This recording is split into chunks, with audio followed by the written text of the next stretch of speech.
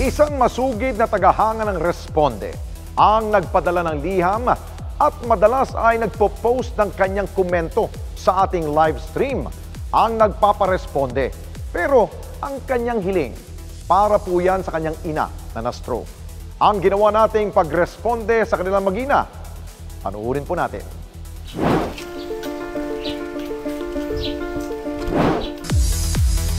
Pagpatak ng alas 6 ng gabi, araw ng Sabado, nakatutok na si Antonio sa live stream ng Responde sa Facebook page ng Net25.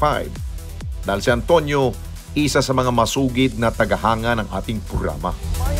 Sa iba't ibang lugar sa Pilipinas. At dahil sa walang palya niyang pagsubaybay sa programa, napapanood niya ang pagresponde natin sa mga taong higit na nangangailangan.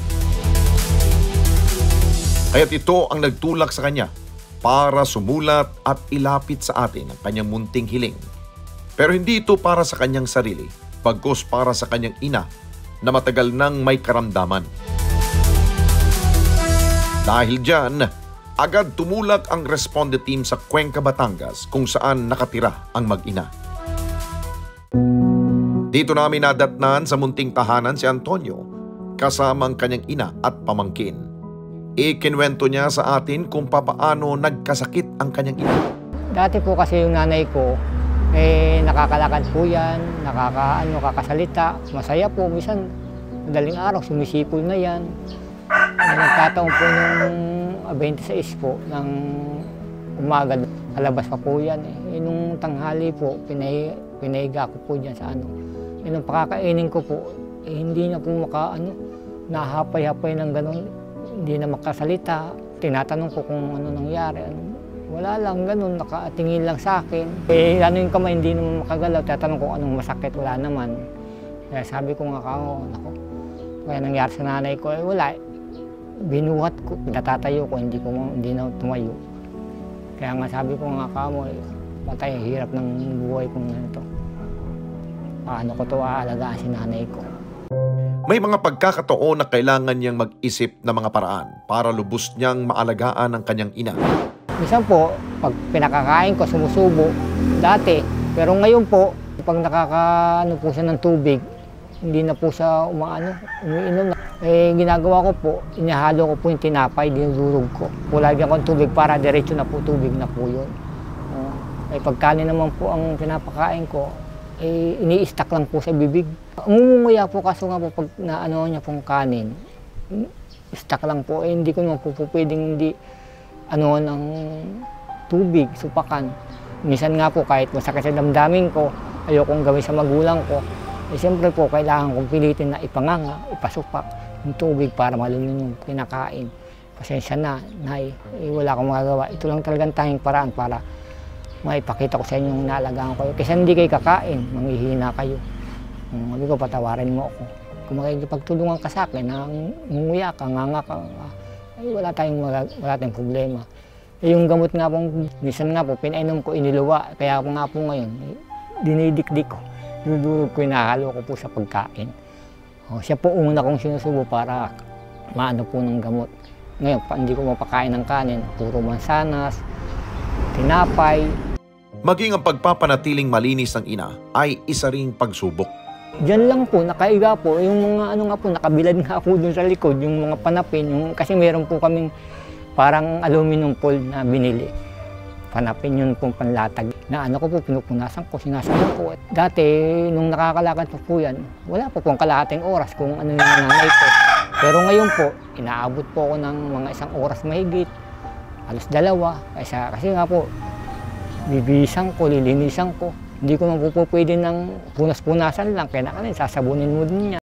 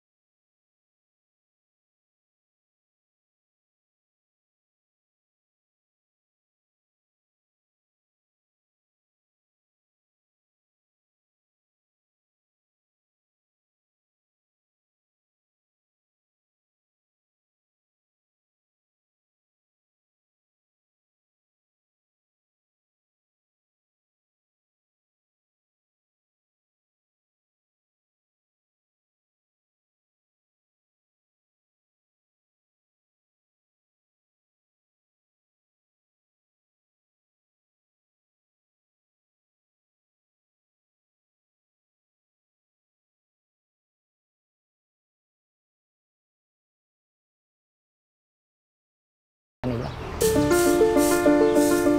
At dahil masugid na taga-subaybay siya ng ating programa, dito na niya naisipan na ilapit sa Responde ang kanilang pinagdaraanan. Buhat po nung napanood ko po yung Responde, nagbakasakali po ako na hingi ng tulong yung nanay ko sa Net25 sa Responde. Bakasakali lang po at pinadala ko po yung picture ng nanay ko. Sabi ko nga kamo, kung maaari po, bisitahin niyo yung nanay ko para makita niyo po yung kalagayan. Hindi naman po ako hihingi ng tulong kung hindi lang po sa nanay ko. Wheelchair lang po, kahit ano. Nabigyan lang yung nanay ko. Madala ko lang po. CR, mapaliguan ko lang maayos. Ayon pa kay Antonio, malaking bagay para sa kanila na mapagkalooban sila ng wheelchair. Kasi po mailalabas ko po sa rito, ibibilad ko. Pagkakapaligo niya, pwede ko po sa rito bilad, hilot-hilutin yung mga ano niya. Para mahanginan ng po siya. Lalo po siya manghihina kung dyan lang po siya nakaano. Mas maganda po nakakaano siya ng simoy ng hangin. Lalo pa, probinsya to. Itinanong na rin namin kay Antonio kung ano pa ang kanilang mga pangailangan bukod sa wheelchair. Kahit diaper lang po, tinatinapay ng nanay ko, alcohol po. Basta pangangailangan lang po ng nanay ko na makakain niya, Basta sa nanay ko lang po, wala nang problema yun. So, kung meron din pong tutulong sa akin, nabigyan ako ng sidecar para magkaroon ng libangan na magkaroon ng kahit na bariya-bariyang negosyo, willing ko pong tatanggapin yun para naman po malibang ako. Para yung binigay naman po nila sa akin, magamit ko naman din po sa nanay ko. Hindi po habang panahon na hihingi po tayo ng tulong sa tao.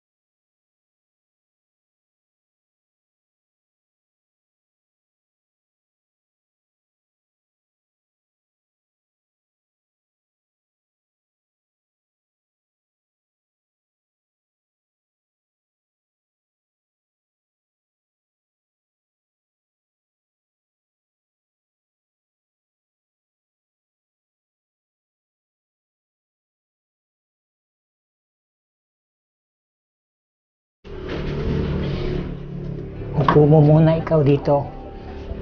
Tanggal natin unan. Bigay ito Responde ng Net25. Salamat ka sa kanila.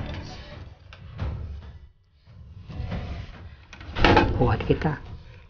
1, 2, 3. Agad na isinakay ni Antonio ang kanyang ina sa wheelchair at inilabas ang bahay. Baka kumangil yung ano.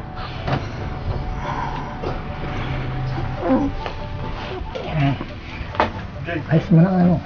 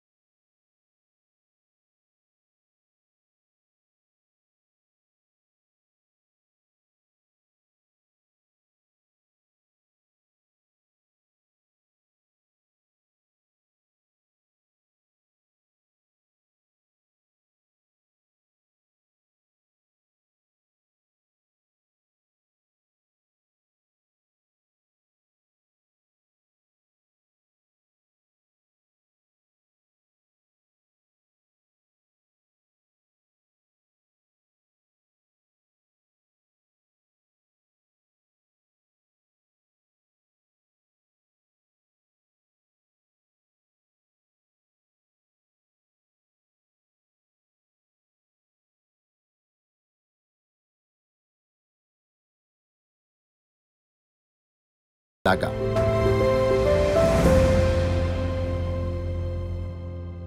Mga kababayan, salamat po sa inyo pong pagsubaybay sa Responde Mata ng Mamamayan. Para mapanood pa ang iba pa naming pagresponde sa ating mga kababayan, i-click lamang ang subscribe button at i-follow lamang ang Net25 social media pages at Net25 TV.